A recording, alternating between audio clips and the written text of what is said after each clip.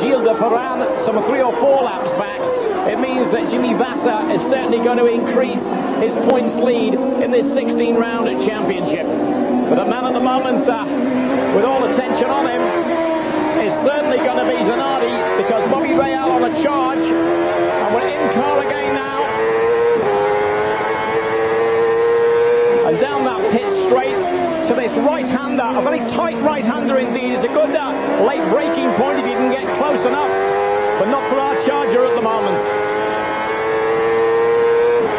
So Bobby Rahal on the chase of Alex Zanardi, and you're on board with him.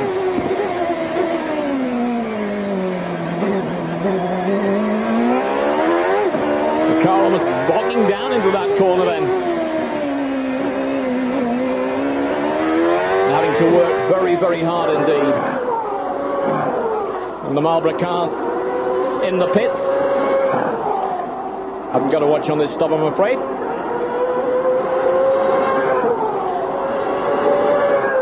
But out we go with Alonso Jr. But the early problem he had when his nose cone was departed geometrically from the car, well, that really put him out of contention. But he's climbing up through the field, as is Mark Blundell. He's now in 11th, and we're back to Danny and Paul. Back at the Molson Indy, nothing's changed in the order.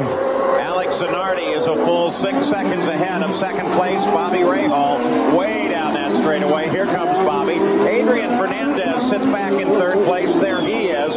Paul Tracy is the next in the actual order, and then Greg Moore. Those are your top 5. And this little action, Robbie Gordon, Scott Goodyear, who is driving still with a special seat. I mean, he's back racing, but they have some very special foam in his seat. His back, remember, he just shattered his back in a crash in practice for the race in Rio. This is his first one back, but still, he's being very protective. He is being protective, but he has been driving. He raced against us at Le Mans. He drove for Porsche over there, and they finished third. So I don't know, and he did some 24-hour tests prior to that. So he's been getting some seat time. Bobby Rahal.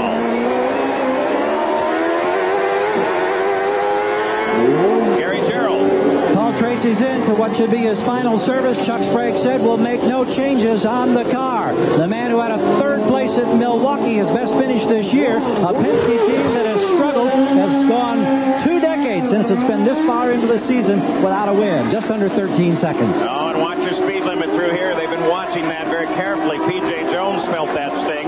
They black flagged him once for breaking the pit speed limit, 60 miles an hour. On the way out from the black flag, he broke the pit speed limit, 60 miles an hour, brought him in again. Now here comes Zanardi as he comes down into the pits, and he makes his second and final stop of the day. Jack Arute waits for him all the way down at the far end.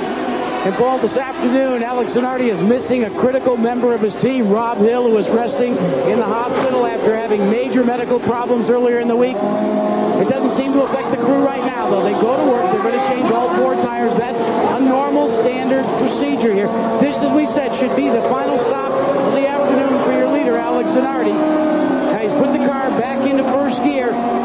They're waiting. They want to make sure they've got enough fuel. It took a long time for the fuel to come in, and I did not see any fuel come out of the vent hose. 18.2 seconds. That's a long stop, guys. Yeah, Jack, we need to check into that because they were shaking the vent hose as well, and I didn't see any either. And now they're reporting that Zanardi had a pit speed violation coming into the pits. He came in at 76 miles an hour, and that means a black flag. Oh, boy. That's a bad way to throw it away. But you know, the part that amazes me is that all these cars are outfitted with a control that won't let the car go over 60 miles an hour if they hold the button down. So that may give the race to this man, Bobby Rahal, Jack Arute. Well, Bobby Rahal comes on to pit road. Remember, guys, he won the first race here at Toronto, and he is playing that cat and mouse type game. His crew goes to work. Again, it's most important to get the full load of fuel necessary. He is off and away in a very quick stop in 12.7 seconds, and Bobby Rahal can really sense right now that he might be able to overtake Alex Zanardi, because remember, Zanardi's got to come in for a stop and go. And that's compared, of course, to the 18.2 for Zanardi plus the stop and go. And not only that, Bobby was only 6 seconds behind, so he would have made that up roughly just in the pit stop, because he was 6 seconds quicker than Zanardi. So there's the Zanardi car. We expect a black flag for that car any time now, though that has not been officially confirmed out. And here comes the man who picked up the lead of the race, Adrian Fernandez. And Fernandez comes in for his stop. Fernandez right here on the targets perfectly. Watching the refueling process, the tire changing process. No front wing changes, holding him. Oh, he engaged in gears. Well, we got him at 12 seconds flat on my clock, Paul. I'll tell you what, that was great.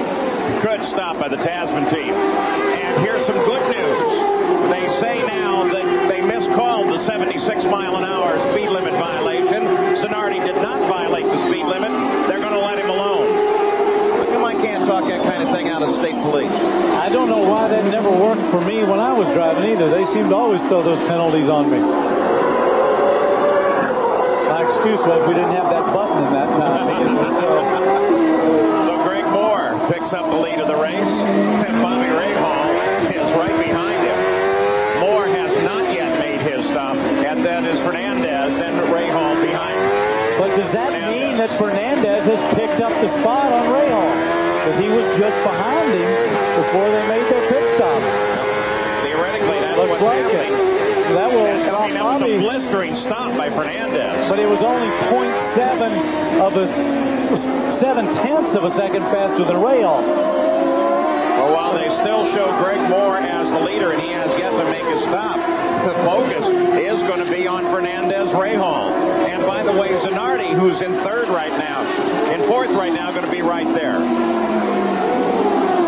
So as we watch Greg Moore on what should be a stop for his Mercedes-powered car, we're talking about the button that keeps you under the speed limit. Jackaroo, what's that all about? Well, Paul, let's show you. On each steering wheel, there's a red button. You see this button right here? Now, what that does is go back to the engine management area, and when it is depressed, it will make sure that the car does not go beyond the 60 mile an hour speed limit.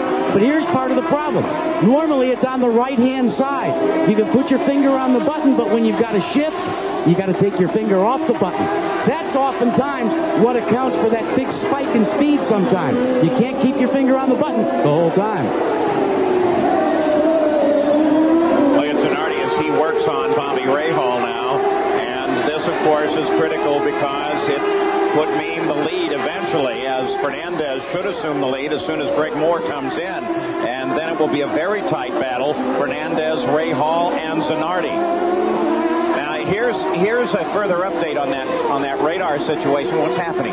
Zanardi seemed like he got in there late. You see how much ground he lost? He came out very wide in turn one. I think he must have just gone in too deep, got it locked up or something along those lines.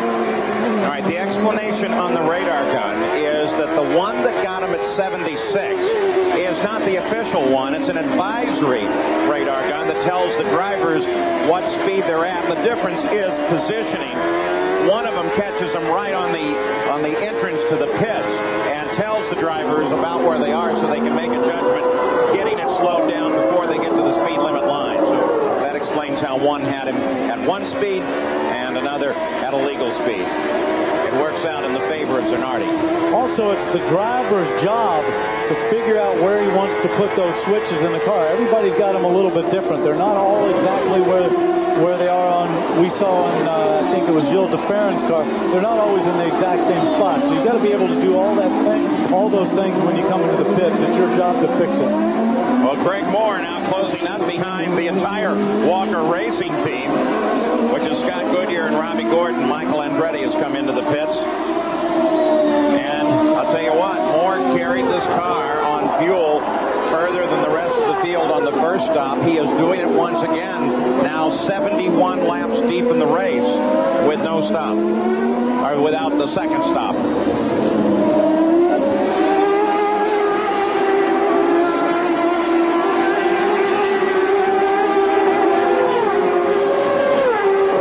So the Mercedes in Greg Moore's car stretches its legs, and when he pits, Fernandez,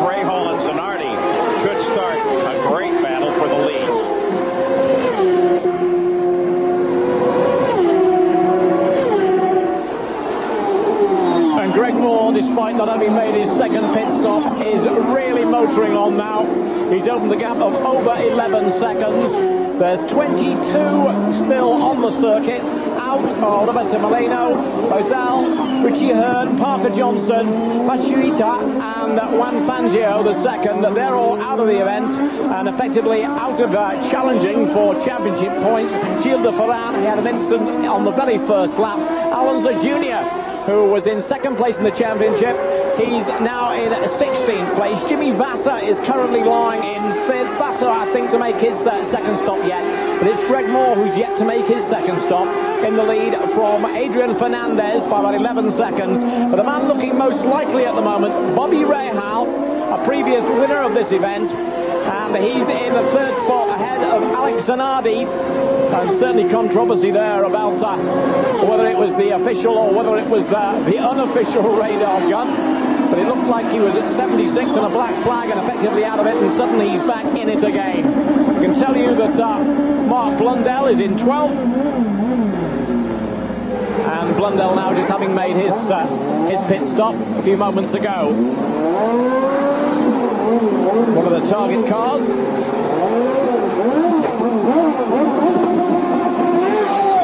Jimmy Vasser. Vasser had 102 points before the start of this one. Paul Tracy now running in 6th place with that pit stop of Jimmy Vasser. 73 laps completed, 74 now completed by Greg Moore. When is he going to make his stop? Just 21 laps remaining. And for those exciting laps still to come, let's go back to ex-racer Danny Sullivan and Paul Page.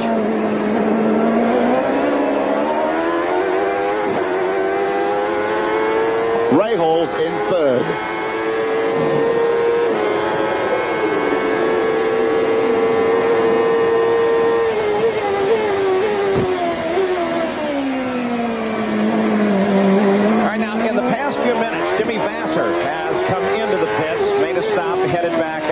He sits currently in 8th place, and there he is. You're on board with him as he drops through. Greg Moore has still not come into the pits to refuel. He's completed 74 laps, and he just went by the pit road again, so they're getting amazing fuel mileage out of that Mercedes.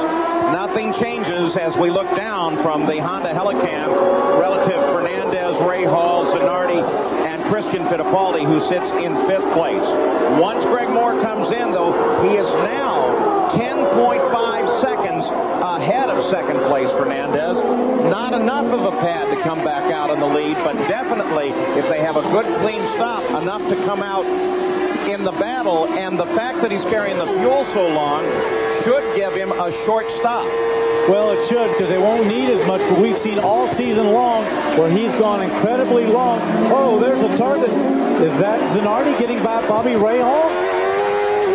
He was right behind him, it looks like it. Without getting a glimpse of the rollover bar, it's so hard to tell. But it makes sense that it would be. I think so, especially with Vasser just having made a stop. Yes, it is. It was Zanardi going by Bobby Rahal for 2nd spot. So that could be critical to the finish as well, as moving actually into 3rd spot. But it'll become 2nd as soon as this man makes his stop. But he doesn't seem like he's intent on stopping at all. Now I'm beginning to wonder, how far can he go? His first stop was on lap 38. Well, all season long he's gotten great fuel mileage, but what'll happen here, he's looking for he'd love to have that yellow. The longer you can go, look at that. I think his tires are probably going off a little bit there. Of course, when you lock it up that heavily, it will have gone up. He might call and say, hey, look, my tires are going down. I need to come in. I still do not see anybody out in his pit, out in the pit lane, getting ready for him, so he might go one more lap. Yeah, that cost him a second as he came around that first turn and got out. With the pace laps, Moore went 41 laps on that first tank of fuel. So he shouldn't have to pit until lap 80, Jack Arute. And that's exactly what they're trying to do.